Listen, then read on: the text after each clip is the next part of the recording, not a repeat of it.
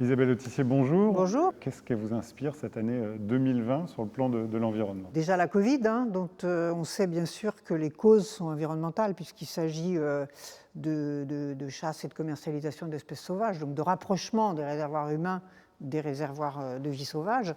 C'est malheureusement peut-être que la première d'une longue série. On en a eu d'autres avant. Le deuxième, je pense, et plus, moi je réagis plus au niveau français, c'est tout ce qu'on a vu autour de peut-être potentiellement des choses sur le climat, la fameuse convention citoyenne, le fait qu'aujourd'hui tout ça est en train un petit peu de se dégrader considérablement. On n'a pas encore le texte de loi qui doit en sortir, alors que 2020 a été parmi les 5 années les plus chaudes depuis l'origine de la météo. Donc on est toujours en train d'aller dans le mur, on est toujours en train d'aggraver notre situation et évidemment on n'a pas une réponse suffisante. On a une prise de conscience citoyenne et on l'a vu aux élections locales, puisque les partis écologistes ont été en tête dans la quasi-totalité des très grandes villes de France. Et ça, c'est important parce que les collectivités locales et régionales ont beaucoup de poids sur les questions climat à travers le transport, l'habitat, à travers tout un tas de choses. On voit bien que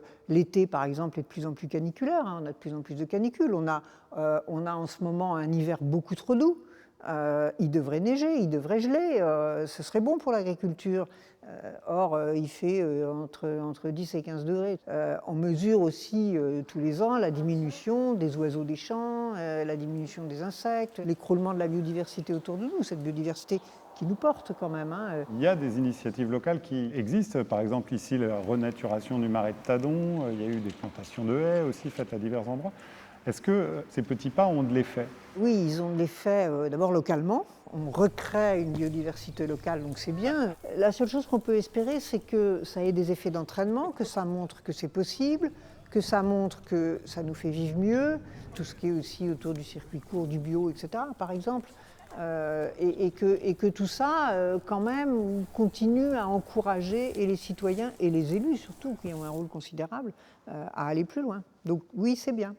Ici, on a l'Institut Pélagis qui s'occupe de veiller à la surveillance des cétacés, en particulier des échouages.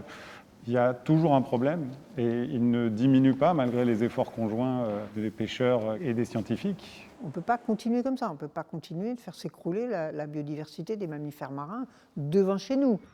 La première des choses qu'il faudrait faire, et je ne comprends pas pourquoi les pêcheurs ne veulent pas le faire, c'est de mettre des caméras qui ne filment pas les gens. Il ne s'agit pas de filmer les gens et de les mettre en cause.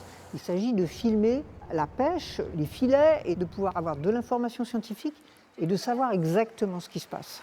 Parce qu'aujourd'hui, il y a eu des tentatives pour faire remplir des fiches. On voit bien que les marins pêcheurs ne le font pas. Donc ils ne jouent pas le jeu. Merci beaucoup Isabelle Autissier. Merci.